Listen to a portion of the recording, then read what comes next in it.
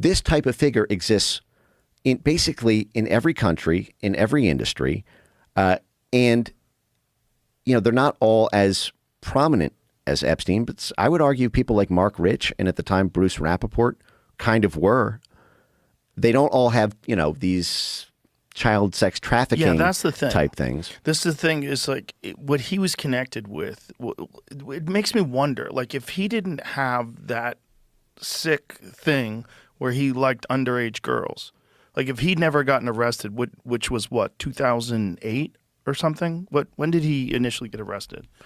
2006, but 2006. But he was the plea deal was 2008. Yeah. So if that hadn't happened, like if you just got a guy who's getting of age prostitutes, we probably never hear about this.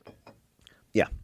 Given Jeffrey Epstein's, involvement through, the early 2000s Clinton era and everything, given his involvement in everything from Israeli to Saudi to British to French high-level government officials, Jeffrey Epstein was investigated by the SEC in the 1980s. He was one of the two people who ran the biggest Ponzi scheme in history at the time in the United States, the Towers financial collapse.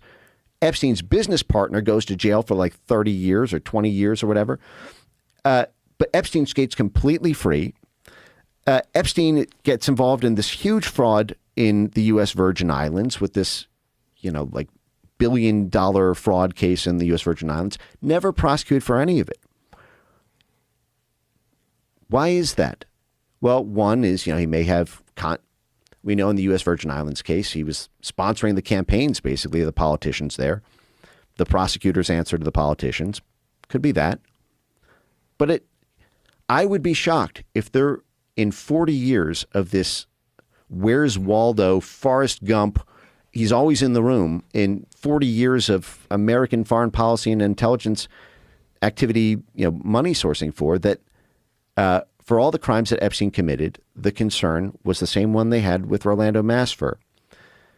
Don't bring the case, and if you do, bring it in a highly limited way. And that's exactly what happened in 2006, the first time he was indicted. Everybody was up in arms that it was a sweetheart plea deal. It gave protection to all co-conspirators, known and unknown.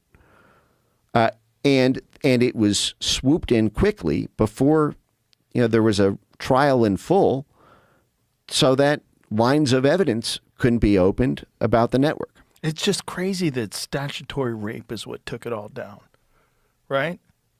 Because it's underage hand jobs, right? That's what took it all down. Yeah, I mean, it seems to be what took Jeffrey Epstein down. Kind of crazy. One of the weirder things about these files is there's some stuff in there that you go, okay, one thing that we know happens is when something is true, a bunch of stuff gets attached to it that's both not true and also preposterous that allows you to sort of dismiss all of it together. Yeah. There's a lot of people thought about that with Pizzagate.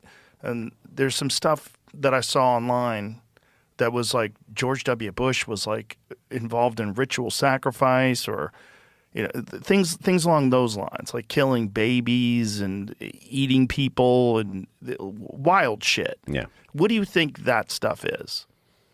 I don't know. I don't. Do you think it really occurs?